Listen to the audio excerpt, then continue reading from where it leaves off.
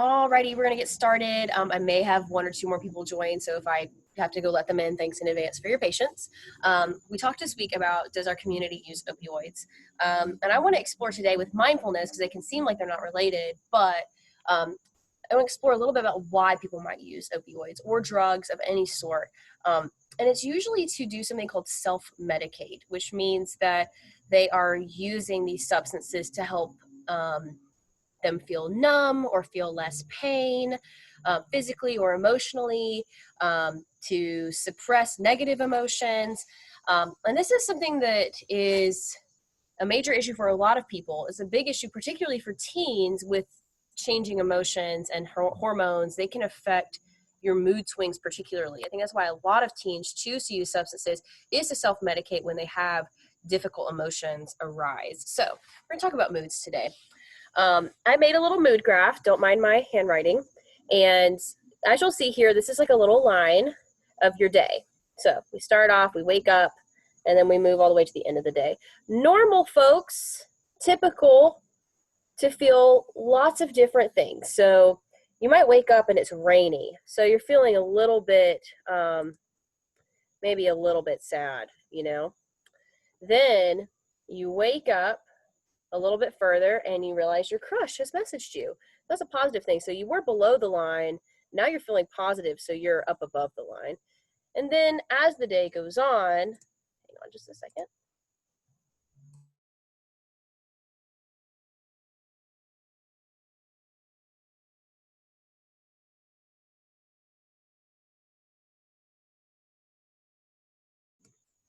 I muted myself, sorry, welcome. We were talking about moods, so this is your day here, and you may wake up and start feeling negative moods first, like you notice it's rainy outside like it was today, and so you're feeling kind of sad, and then you go on about your day, and maybe your crush sends you a message, and that makes you feel a little bit better, and so you've got like a positive mood here, so you notice your moods are kind of doing this throughout the day. Maybe then you do some schoolwork and you feel kind of neutral, which is like you don't really feel much of anything. You're not feeling great about school, but maybe you're not feeling bad about school either. You're just feeling kind of in the middle. Maybe you get a grade back and it's a bad grade, so you feel bad that right then. And then as the day goes on, you realize, oh, I'm going to go to a friend's house this weekend, and so you get excited about that news, so that gives you a big bump. And then you just do chores, and maybe that makes you feel neutral. This is what a standard day looks like for a lot of people. So we might say, oh, I had a good day because I'm finding out about this, but we tend to go up and down, back and forth, some neutral throughout our days. For other folks, they can kind of stay in this low mood area. So all the way down here, and maybe they've got some little bumps here throughout the day that, oh, maybe that's a little bit better, but they never even make it up to neutral. They feel chronically down all the time. So that's another thing to think about. And this is what maybe depression or chronically low mood might look like. You just feel kind of sad or down all the time. And maybe you've got some fluctuations. You might even have days that feel more like this, but this is like the baseline. And then there are folks who kind of what I call numb out, which is where you don't feel anything. It's like a protective mode for our brain, where all these things could happen, but you never change. You're just staying right here. You're not feeling much of anything. That's kind of numbing out too. Our brains like this kind of back and forth balance here. We don't want to stay one or the other. You don't want to be chronically happy all the time. That's not really good for your brain either. But you also don't want to be chronically sad all the time. You kind of want, and you don't want to be chronically neutral all the time. You kind of want to go back and forth. This is like normal happy brain. So when people start feeling like this, chronically low mood, that's when they start to turn to substances or do some behaviors that may not be so great. So what is something you could do to help? Well, that would be mindfulness, which is what we're doing today. The first thing you can do when you start to go through some yucky moods is you can move your body. So without going too much into the brain, your body kind of needs to move and integrate when you feel like overwhelmed. It's like you can't really access your thinking part of your brain until you move your body. So we're going to do a little Tai Chi today. And Tai Chi is actually a martial art, but it's really good. It's really gentle movement. It's a little bit like yoga, but also not like yoga. So we're going to do a fun little rhyme that I learned that I enjoy. I got my yoga mat back here. Let me know if you can't hear me. Just enter it in the chat, but I'm going to teach you this little rhyme. This is a great thing to do if you're ever feeling kind of down. Not only is it great to move your body, so it'll make you feel better that way, but also the rhyme's kind of funny, so maybe hopefully it would lift your spirits. So join me in horse stance. So that's where your legs are spread out like you're riding a horse. Your feet are facing this way, and you're sinking down into that pose. Tai Chi begins in horse stance, all right? So you're sinking down. Oh, the sun just really came out onto my face. Wow. Okay. Anyway, now you're going to take your hands nice and big. Tai Chi has a lot of big open movements. So just do this with me right now. You're rolling both hands back and forth like you're pushing one hand out, bringing it back towards you. This is what we're doing, okay? Now, the way the rhyme begins is you say, I have a big watermelon. So imagine you've got a big watermelon here, and you're just rolling it in space. It's a big floating watermelon. Just roll with it. Yep. I have a big watermelon. Now, we're going to the next pose. Keep this leg nice and still, and this one's going to glide over, okay? So the next phrase is, oh, I'm going ahead. We're going to start right here. I have a big watermelon. Now, before we glide, stay where you are. Hold one hand down and take the other hand and say, I'm going to slice it. I'm slicing my watermelon. So do that motion with me. You're taking your hand, you're holding your floating watermelon, and you're slicing it. Now we're going to glide. You say, I'm going to give my friend over here a piece of my watermelon. So you glide your leg over, push your watermelon to your friend. But that friend doesn't want any, so slowly bring your hands back to center. Now we're going to do the same thing. My friend over here, I'm going to give them a piece of my watermelon and push the watermelon over to them. But they don't want any, so now you're back in the middle. I'm going to give you a piece of watermelon, but they don't want any. You don't want any, so I'm going to bring it back. Now I'm going to eat the watermelon. And imagine you're eating a bunch of delicious watermelon right now. And if you don't like watermelon, just pretend it's some sort of fruit that you enjoy. So let's do that all again. Hopefully it will make more sense this time and I won't mess it up. Getting in your horse stance. Roll your watermelon. I have a big watermelon. I'm going to slice my watermelon. I'm going to give my friend over here a piece of my watermelon. But they don't want any. I'm going to give my friend over here a piece of my watermelon, but they don't want any. I'm going to give you a piece of my watermelon, but you don't want any. So I'm going to eat all of the watermelon. There, we did it. Awesome. Let's do it one more time. Awesome. Check your stance. Sit on that imaginary horse. And here we go. Start rolling the watermelon. Nice big strokes with your hands. Nice steady legs. We say, I have a big watermelon.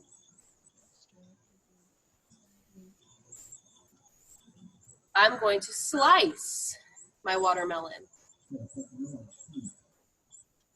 I'm going to give my friend over here a piece of my watermelon, but they don't want any. I'm going to give my friend over here a piece of my watermelon.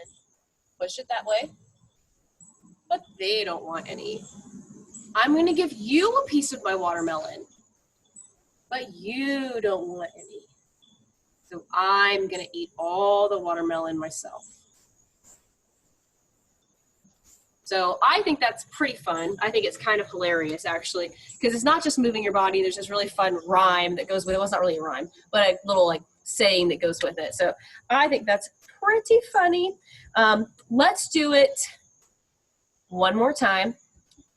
And this time, I'm going to quiz you. I'm not going to say the phrase. I'm just going to do it. See if you can say it on your own. This would be great practice for when you ever want to do it by yourself. You're going to have it memorized anyway. So we're going to start our horse stance, follow along with my motions, and see if you can remember what the phrase is. No.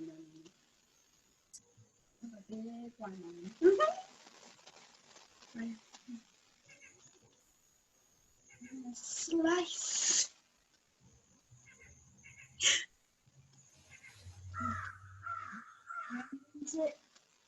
Perfect.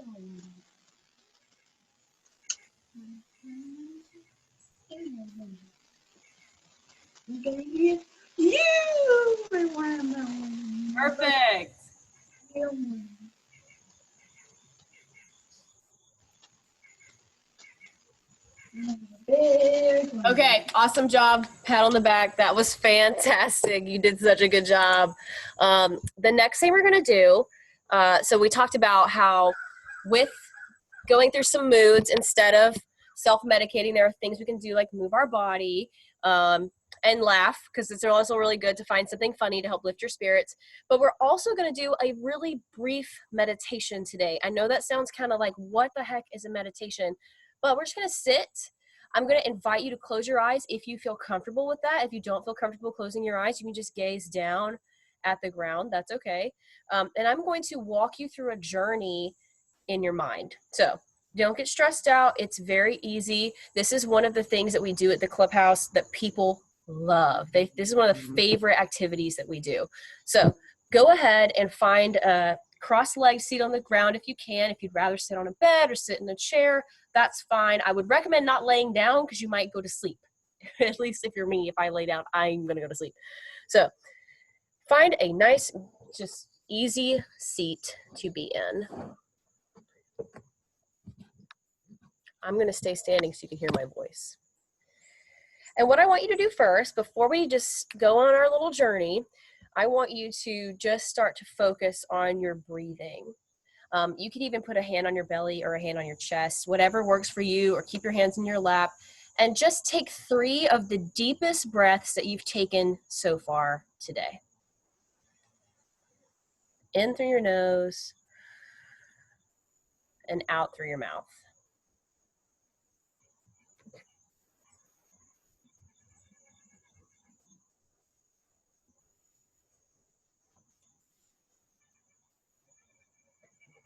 Awesome.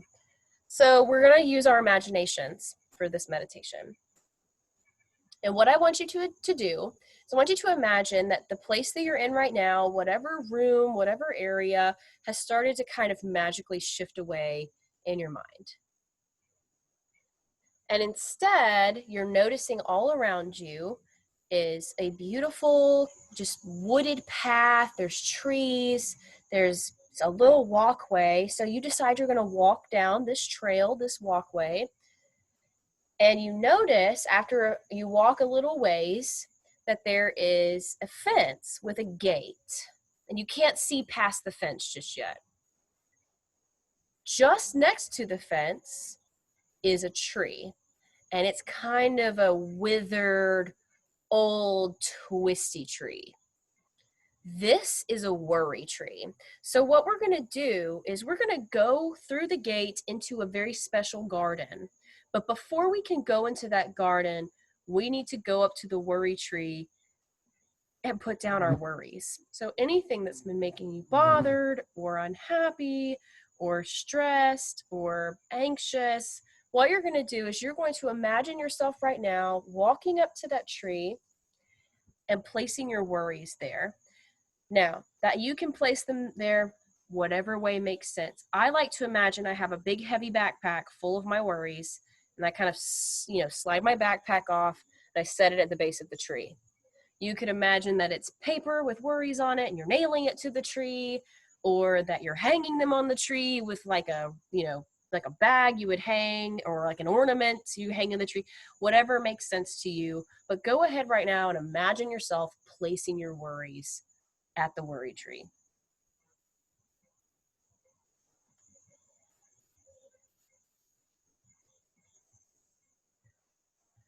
And now what you're going to do, after you've placed your worries there, you're going to imagine yourself walking up to that gate.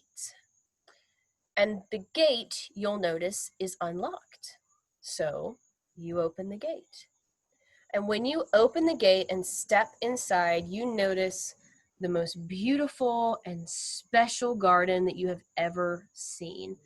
There are so many colors and flowers, trees, and it is just the most gorgeous thing you've ever laid your eyes on. Take a moment to look around your garden and just notice the beauty that you can see there.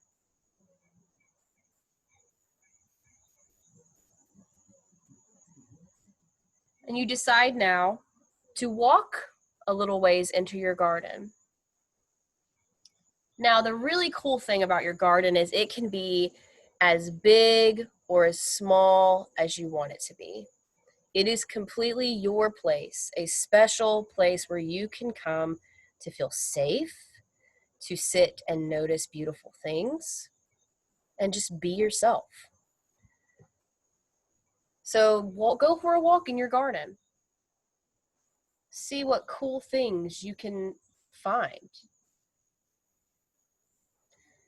Notice now as you walk by that there's a beautiful flower blooming right next to you. You may even bend over and smell its scent. Notice its color.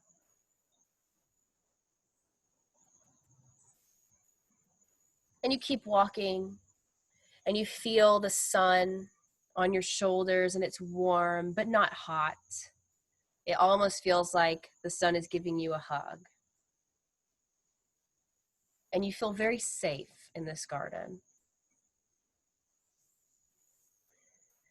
What other things do you notice in your garden? See if you can find a creek or a fountain.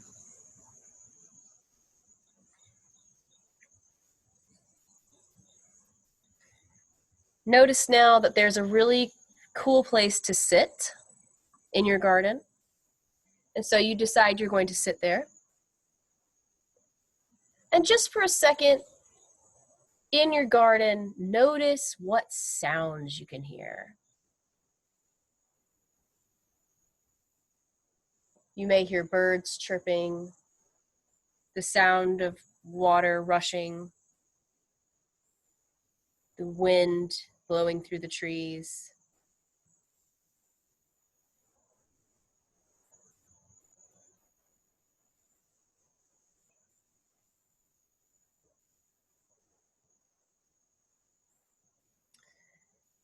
And now it's time for us to start to say goodbye to our garden.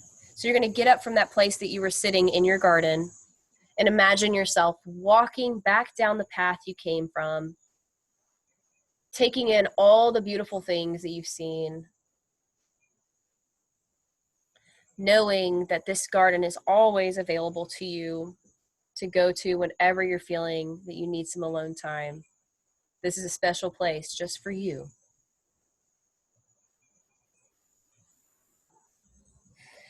And you notice now that you're walking past that gate and you shut the gate behind you. And now we notice our worry tree. Your worries are still there. And this is where I give you the choice. You can go back to the tree and pick up your worries and take them back with you, or you can leave them there. They might find their way back to you, but for the moment, if you'd like, you could just leave them there.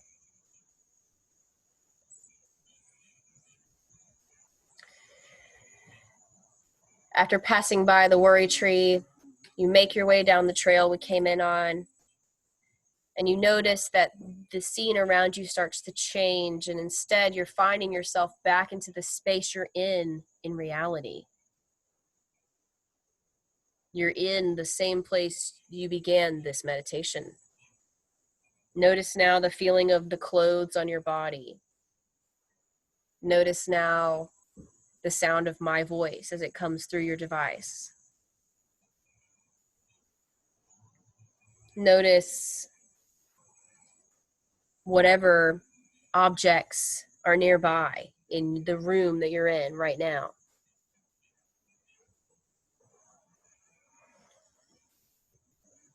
And when you're ready, if your eyes were closed, you can open them. If they were not closed, you can bring your attention back here.